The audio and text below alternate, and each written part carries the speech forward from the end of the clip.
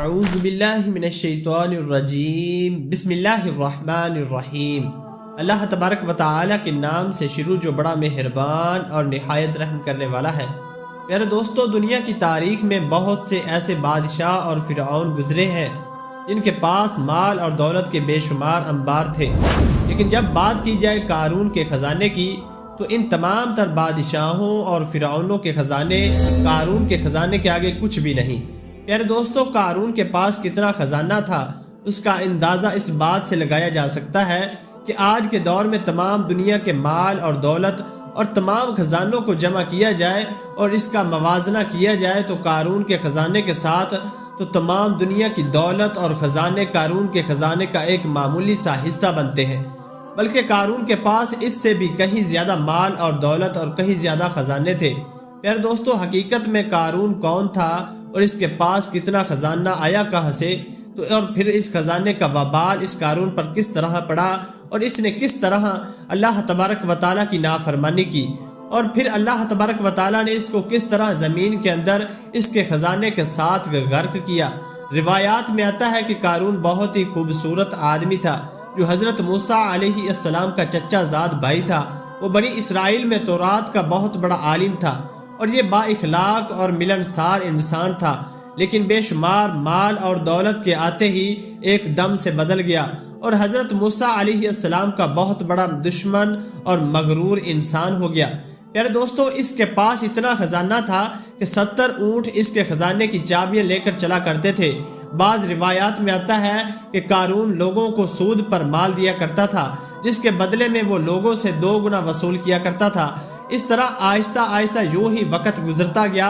اور اس کے پاس کثیر تعداد میں مال اور دولت جمع ہو گیا اور یہ مصر کا امیر ترین شخص بن گیا۔ ادھر جب اللہ تبارک و تعالیٰ نے زکوٰۃ کا حکم نازل کیا تو حضرت موسیٰ علیہ السلام نے اس کو زکوٰۃ دینے کا کہا، تو اس وقت اس نے حضرت موسیٰ علیہ السلام کے روبرو یہ عہد کر لیا کہ تمام خزانوں میں سے 1000واں حصہ زکوٰۃ کا نکالا کرے گا، مگر جب اس نے مال کا حساب لگایا تو یہ ایک بہت بڑی رقم بنتی تھی۔ یہ دیکھ کر قارون ایک دم سے لالچ اور کنجوسی کا بھوت سوار ہو گیا اور نہ صرف خود اس نے زکوٰۃ کا انکار کر دیا بلکہ بنی اسرائیل کے لوگوں کو بھی بہکانے لگا اور بنی اسرائیل کے لوگوں کو کہنے لگا کہ حضرت موسیٰ علیہ السلام زکوٰۃ کے بہانے سے تم لوگوں کا مال ہتھیانا چاہتے ہیں اور تمہارے مال اور دولت پر قبضہ کرنا چاہتے ہیں۔ اس طرح اس بدبخت نے بنی اسرائیل کے لوگوں کو حضرت موسیٰ علیہ السلام کے خلاف بھڑکانا شروع کر دیا، یہاں تک کہ حضرت موسیٰ علیہ السلام سے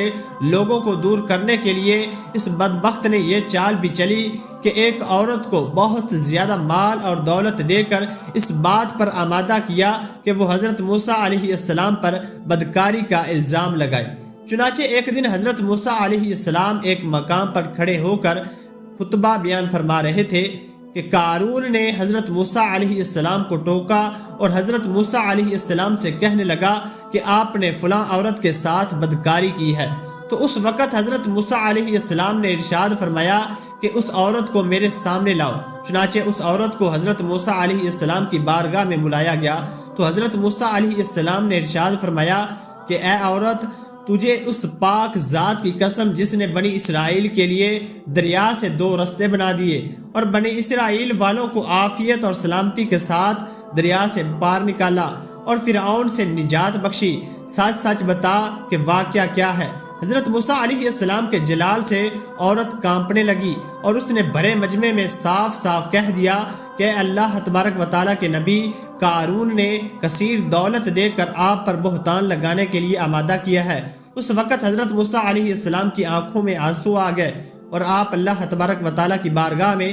سجدہ شکر کے لیے گر گئے اور یہ دعا مانگنے لگے، یا رب العالمین، قارون پر اپنا قہر و غضب نازل فرما۔ اس دعا کے بعد حضرت موسیٰ علیہ السلام نے بھرے مجمع میں یہ ارشاد فرمایا، جو کوئی قارون کا ساتھی ہے وہ قارون کے ساتھ کھڑا رہے اور جو میرا ساتھی ہے وہ قارون سے جدا ہو جائے۔ چنانچہ اس وقت 2 افراد کے سوا تمام بنی اسرائیل والے قارون سے الگ ہو گئے۔ پھر حضرت موسیٰ علیہ السلام نے زمین کو حکم دیا، اے زمین تو اس کو پکڑ لے، اور اس وقت زمین نے قارون کو ایک دم گھٹنوں تک زمین کے اندر دھنسا دیا۔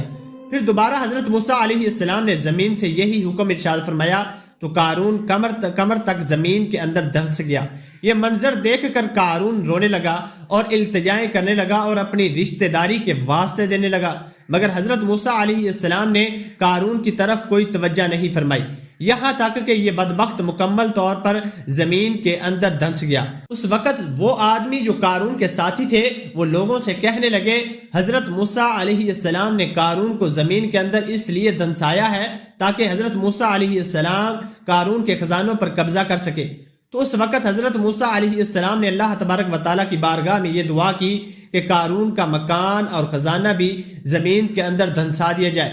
اللہ تبارک و تعالیٰ کے حکم سے قارون کا مکان اور خزانہ بھی زمین کے اندر دھنسا دیا گیا اور قارون کا سب کچھ زمین کے اندر غرق ہو گیا، جس طرح کہ اللہ تبارک و تعالیٰ قرآن پاک میں ارشاد فرماتا ہے، اور جو بخل کرتے ہیں اس چیز میں جو اللہ تبارک و تعالیٰ نے انہیں اپنے فضل سے دی، ہرگز اسے اپنے لیے اچھا نہ سمجھے بلکہ وہ ان کے لیے برا ہے۔ ان قریب وہ اس جس میں وہ بخل کیا کرتے تھے قیامت کے دن ان کے گلے کا طوق ہوگا، اور اللہ ہی وارث ہے زمین اور آسمانوں کا، اور اللہ تبارک و تعالیٰ تمہارے کاموں سے خبردار ہے۔ پیارے دوستو، اس طرح قارون نے اللہ تبارک و تعالیٰ کے حکم کی نافرمانی کی اور زکوٰۃ دینے سے انکار کیا اور حضرت موسیٰ علیہ السلام کی شان میں گستاخی کی، تو اللہ تبارک و تعالیٰ نے اس کو زمین کے اندر غرق کر دیا اور دنیا کے لیے اس کو عبرت کا نشان بنایا۔